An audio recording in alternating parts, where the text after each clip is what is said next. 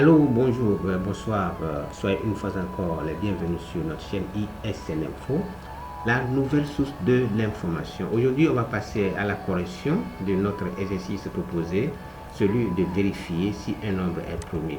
Donc, avant que un nombre soit premier, il y a les conditions que ce nombre-là doit remplir. Et les conditions sont les suivantes. Avant qu'un nombre soit premier, il faut que d'abord le nombre ait deux diviseurs possibles qui est le 1 et lui-même. Donc le nombre là doit être divisé par lui-même et par 1. Et le nombre là ne doit pas être égal à 0, doit être différent de 0. Et le nombre là doit être supérieur ou égal à 2. Le nombre est supérieur ou égal à 2. Par exemple, 2 là, c'est le seul entier pair qui est premier, qui remplit les conditions qu'on disait que le nombre doit être divisé par 1 et par lui-même. C'est seulement 2 qui répond à cette critère-là, bien à ce critère-là. Donc maintenant, d'abord, le nombre doit être un entier positif. Donc le nombre doit être d'abord parmi les entiers naturels positifs. Donc c'est ça. Et maintenant, divisé par 1 et divisé par lui-même. C'est ça la troisième ligne. Et la quatrième ligne, si le nombre là est divisé par 2, le reste de la division est égal à 0, ce qui veut dire que le nombre là n'est pas premier. Ça, on est tous d'accord. Maintenant, le nombre est égal à 2, le nombre est premier. Donc, on va traduire ça dans notre langage informatique pour pouvoir évoluer.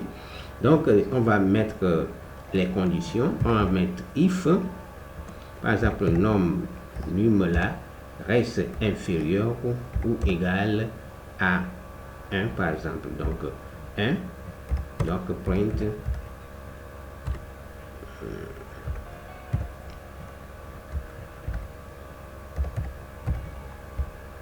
num n'est pas premier. N'est pas premier. Donc on met un emoji pour pouvoir s'amuser un peu. L'emoji n'est pas premier. Donc on n'est pas premier. Là, on revient encore à la ligne. On fait else if. On prend else if. Par exemple, si le nombre est égal à 2, l'utilisateur prend par exemple un nombre qui est égal à 2. Là, on print. Ça, c'est une forme basique, la forme la plus basique. On peut toutefois traduire ce petit algorithme-là, tout ça là, en langage informatique pour que ça puisse passer et vérifier nos entiers que nous aurons à choisir. Donc F, donc num, le nombre là, il va pouvoir le choisir est premier. D'accord? Et là, on va dire bravo. On va dire bravo, par exemple, avec un emoji, avec emoji souris. On va maintenant dire bravo. On va mettre bravo, qu'il a deviné si c'est dans un jeu. Par exemple, au cas contraire, on va encore mettre else if. Il y a l'autre condition, le modulo. Tous les entiers premiers ne sont pas des nombres pairs. Là, il faut aussi retenir ça. Donc, ce qui veut dire que si le nombre modulo 2 égale à 0, le reste de la division est égal à 0, ce qui veut dire que le nombre là n'est pas premier. Donc, on va mettre ça aussi dedans. Else if, maintenant, nombre est nombre modulo 2 égale à 0. Égal à 0. Print encore F num n'est pas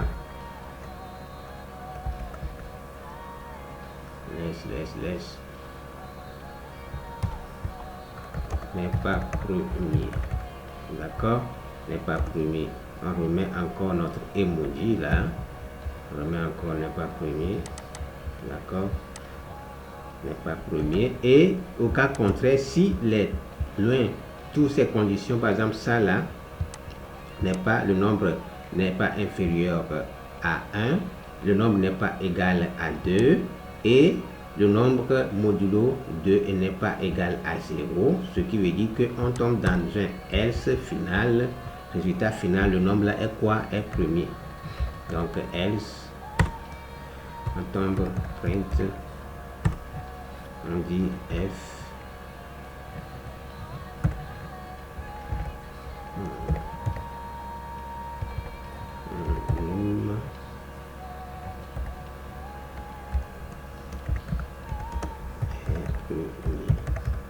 D'accord, c'est une forme très basique de pouvoir traduire cet exercice là.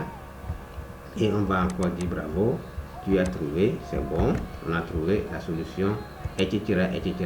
Donc on va maintenant déclarer une variable. On va déclarer la variable num là. Par exemple, je dis num est égal par exemple à 12. Donc et on va revérifier si c'est le cas. Le modulo est égal à 2, modulo 12 et modulo 2 égal à 0, ce qui veut dire que ce n'est pas un nombre premier. C'est ce qu'on devra voir comme résultat. Donc on attend un peu. Voilà, 12 n'est pas premier. Là, c'est vérifié. Et maintenant, on va voir encore un autre nombre. Par exemple, je mets 15. 15, c'est un nombre impair. Souvent, les nombres premiers, là, ce sont les nombres impairs. D'accord? Ce sont les nombres impairs. Comme on n'a pas encore vu les fonctions et ni les... Voilà, c'est un nombre premier.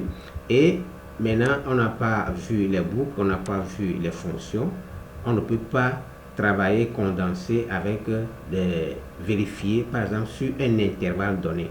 Donc, si c'est le cas, on va pouvoir revenir sur notre exercice là est mieux défini, l'exercice là avec les boucles et ses consorts, et aussi la possibilité de pouvoir parcourir, déterminer le nombre des entiers premiers entre un intervalle donné.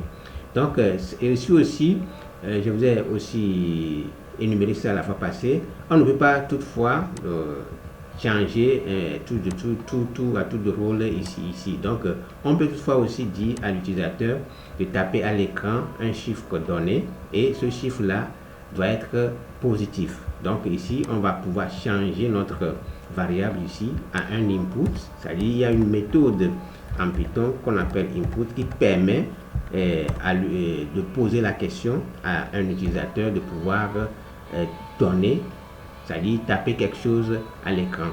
Vous voyez, non? Et ça fait une communication entre l'utilisateur et l'application. Donc là, maintenant, par exemple, je vais mettre ici entrée,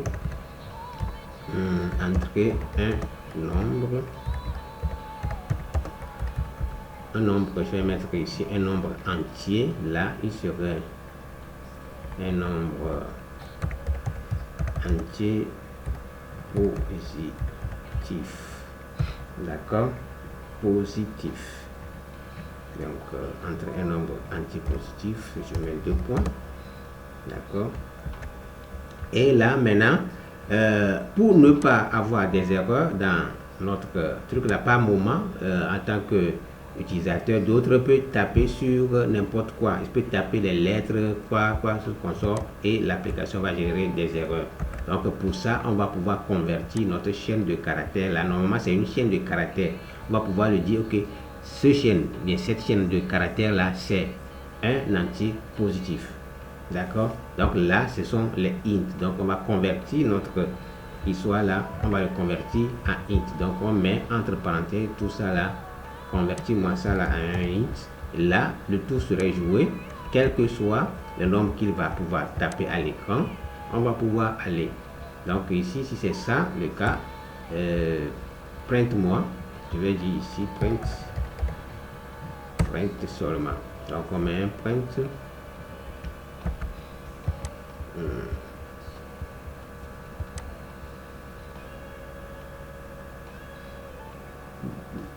On attend.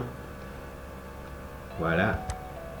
Et ici, ça pourra nous donner la main. Je vais ici 12 et je fais entrer. 12 n'est pas premier. On revient. Si c'est qu'on a vu les boucles, on va juste boucler jusqu'à ce que la personne donne un nombre qui est positif. Ça, je peux même enlever le print là. C'est juste pour pouvoir donner de l'espace entre la réponse et l'autre là. Mais on peut aussi échapper ici pour que ça puisse revenir à la ligne. Donc je mets ici c'est N.